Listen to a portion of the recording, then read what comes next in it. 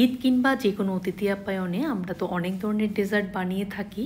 তার মধ্যে ভীষণ মজার এবং সহজ একটা ডেজার্ট আজকে আমি আপনাদের সাথে শেয়ার করতে যাচ্ছি, যেটা কিনা অনেক আপুদের রিকোয়েস্ট ছিল। একটা ব্লগে আমি দেখিয়েছিলাম, তারপর থেকে অনেক আপুরা বলেছেন যে এই ডেজার্টটা একটু শেয়ার করার জন্য। তো আমার সময়ের কারণে আসলে একদমই শেয়ার করা হয়ে ওঠেনি। তো আজকে চলে আসলাম ঈদ স্পেশাল একটা ডেজার্ট নিয়ে, আর সেটা হচ্ছে চকলেট মালাই কেক। এই চকলেট মালাই কেক যখন আপনি বানিয়ে যে কোনো অতিথি আপ্যায়ন বা ঈদে টেবিলে সার্ভ করবেন, মেহমানরা খেয়ে এত প্রশংসা করবে যে আপনার কাছ থেকে রেসিপিটাও জানতে চাইবে। তো চলুন আর কথা বাড়াবো না, মূল ভিডিও শুরু করা যাক।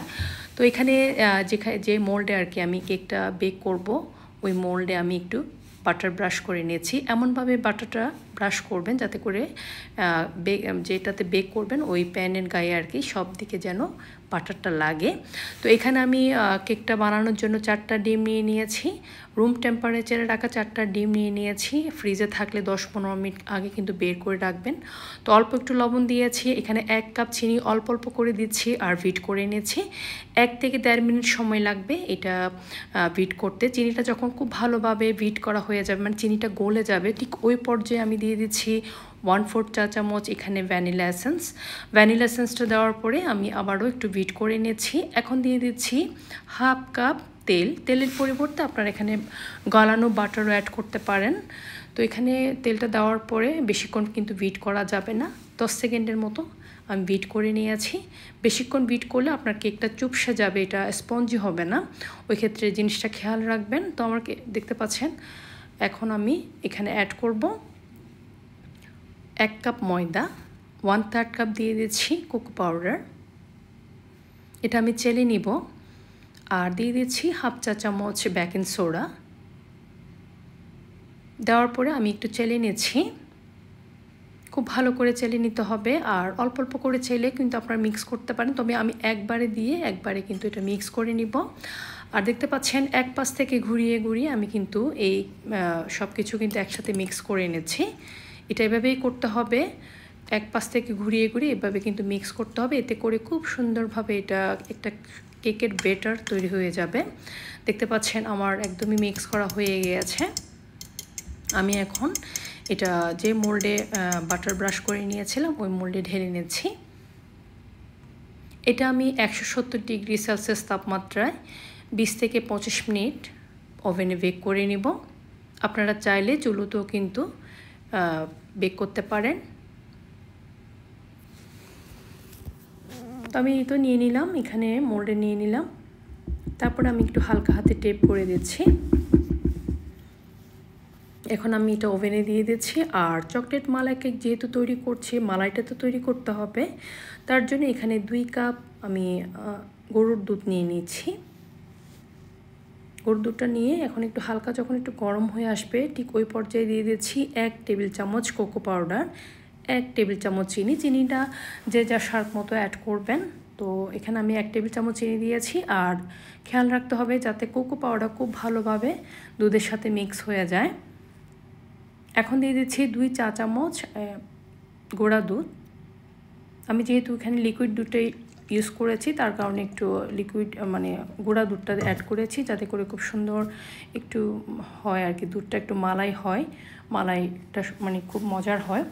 তো দেখতে পাচ্ছি আমি বয়েল করে নিলাম। বয়েল করার পরে এটা আমি একটু ঠান্ডা করে নিব, মানে যে একটু গরম ভাবটা থাকে আর কি, ওইটা আমি একটু চলে যাওয়া পর্যন্ত ওয়েট করব। দেখতে পাচ্ছেন বয়েল করা হয়ে গিয়েছে, আমি চুলো থেকে নামিয়ে এনেছি আর একটু হালকা ঠান্ডা করে নিব। এদিকে আমার কেকটাও বেক করা হয়ে গিয়েছে, এখন একটু ঠান্ডা করে নিতে হবে। এটা আমি মোল্ড আউট করব। একটা নাইফের সাহায্যে চারপাশে এভাবে কেটে দিচ্ছি। এটা ঠান্ডা হওয়ার পরে কিন্তু কাটবেন, গরম থাকা অবস্থায় এভাবে কাটা যাবে না। তো দেখতে পাচ্ছেন আমি ছুরি দিয়ে এভাবে করে চারপাশে আর কি একটু আলগা করে দিচ্ছি।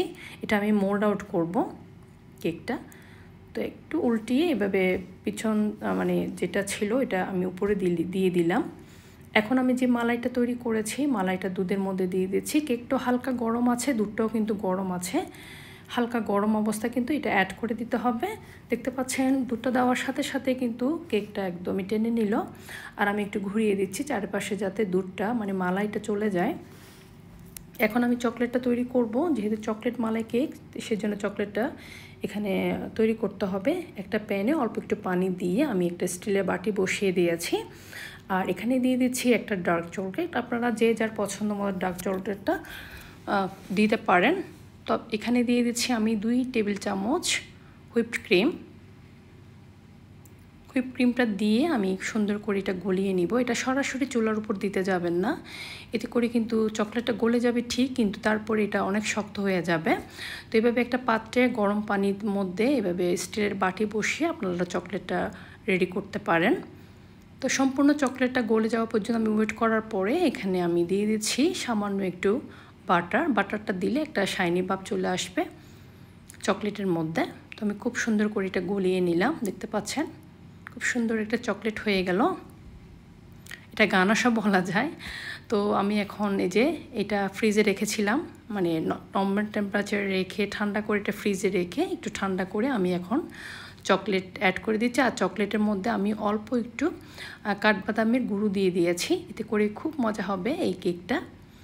তো চারিপাশে একটু গানাশটা মানে চকলেটটা একটু ছড়িয়ে দিচ্ছি কেকের উপরে, যাতে চারিপাশে কেকের গায়ে লেগে যায়।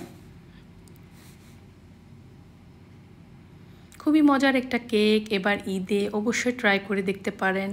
সবাই খেয়ে খুবই প্রশংসা করবে, আর ফ্যামিলির তো সবাইকে আপনার প্রশংসায় পঞ্চমুখ হবে। দেখতে পাচ্ছেন আমি চকলেটটা চারিপাশে এভাবে লাগিয়ে নিলাম কেকের গায়ে আর কি। উপরে একটু স্প্রিঙ্কেল দিয়ে দিচ্ছি জাস্ট একটু সৌন্দর্যের জন্য। আপনারা চাইলে এখানে বাদাম বলেন, কাঠবাদাম বলেন, পেস্তা বাদাম বলেন, যে কোনো বাদাম একটু গুঁড়ো করে কেকের উপর দিয়ে দিতে পারেন। তো আমার স্প্রিঙ্কেলটা আমার বাচ্চারা খুব পছন্দ করে, তো সেজন্য আমি এটা দিয়ে দিয়েছি।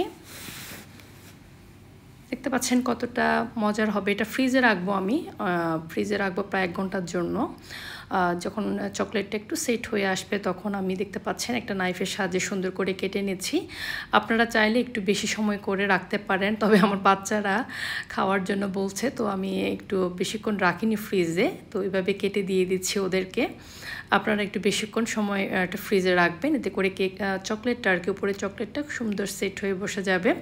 তো একটু সুন্দর করে কেটে আমি স্কোয়ারভাবে কেটে নিয়েছি। আপনারা আপনাদের পছন্দ যে কোনো শেপে কেটে এটা টেবিলে সার্ভ করবেন আর বাচ্চাদের মেহমানদেরকে খাওয়াবেন, সবাই খুবই প্রশংসা করবে। এর বাড়িতে ট্রাই করে দেখতে পারেন।